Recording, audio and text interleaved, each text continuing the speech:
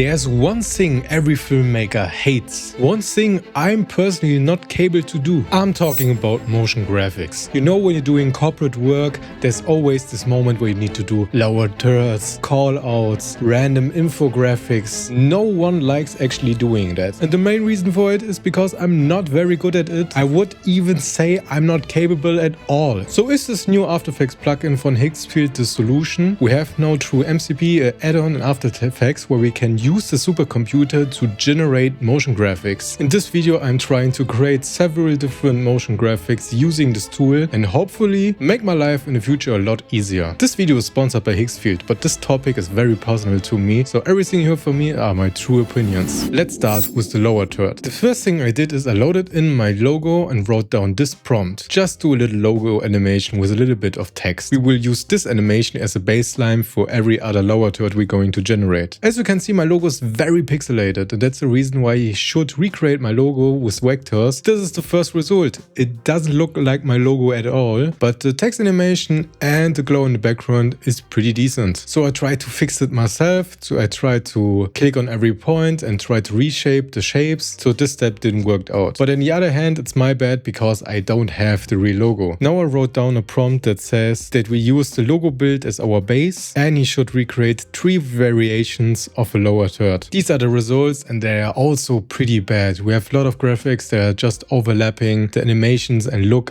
very basic, not cinematic, not special, not Netflix quality. But I'm not giving up. Maybe it's my fault. So I wanted to make something more modern, like a liquid glass effect. So this is the prompt I wrote. It should still have our company colors and hit go. Or this starts to look like something, but we're not quite there. So I generated an AI image of liquid gas, gave it as an input and wrote a new prompt and hit go. This is our final result. For now on, pretty decent. We have a nice animation. The liquid looks like liquid. You can for now on say it doesn't look transparent at all, but let's check out. We will remove the background, add some random image, scale it up. And now I'm wondering, okay, we are definitely transparent, but why is it green? I checked every layer and then I found glass effects, and here we can change the color. In this case, we probably go with something more bluish. So let's change this right here and something like that. And now when we hit play, I think it looks very high quality, very good. Can also easily change our name. We have actually a pretty cool lower third.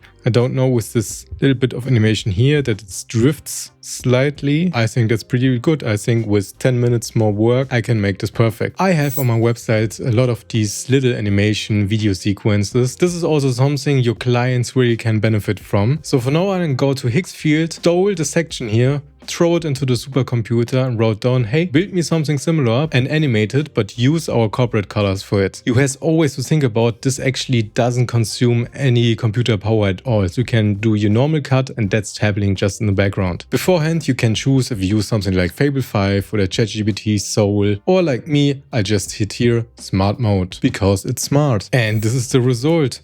Also pretty decent. We have this cool animation of the images and the layout here is also pretty decent. Can easily change the text right here. Good. When you actually check the options here on the photo cards, you can change the position. As long as you are on the right keyframe, just put this one like here. And after you hit play, it should stay at this position at the end. Perfect. Then the next problem from the client is they say, wow, we really like this animation for the website, but we want to also add Instagram highlights for our Instagram account. Can you make a 9:16 version of it?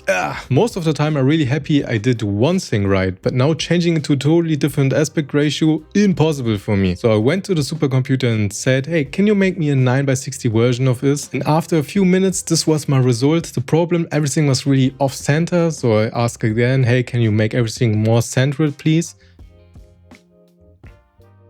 And here again, we get the same emotion, the same feeling of the one before. I don't like the positioning of the images that much, but like I told you before, that's something you can change. Also, there are too many from it. Just remove this one and make this one more on this side, and after this little change, your animation should be perfect. So before we move on to the next one, what didn't work? I tried to make a kinetic typo animation, but this one was horrible. The first prompt was maybe not that good. Then I changed it to make it more dynamic, more complicated, more 3D camera animation. But I've waited around 45 minutes, but the result was even worse. I actually even lost the result, so I can show you it, but it was pretty bad. A lot of glitches, and also told me that he cannot access 3D camera movement, so that's a bummer. Because the lower third was so good, let's try it now, a call out. So I wrote down the prompt that I wanted to create a new template based on the lower third that we did before, and it should be fully customizable, that I can just change the anchor point. This was the first result. No connecting lines, everything was just by himself, and we have a lot of expressions errors. So I made a screenshot, gave it to the supercomputer and said, hey, can you fix it? And please make that everything is connected. And after that,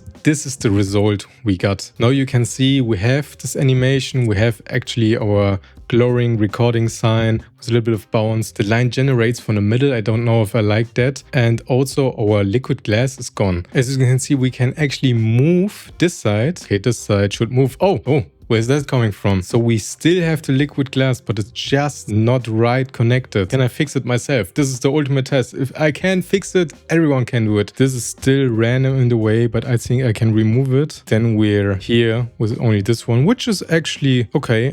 It doesn't move with this, so we have to do it every time to move it like here. The line shouldn't be at the center here. It should end right here, but it's something someone could fix that is not me.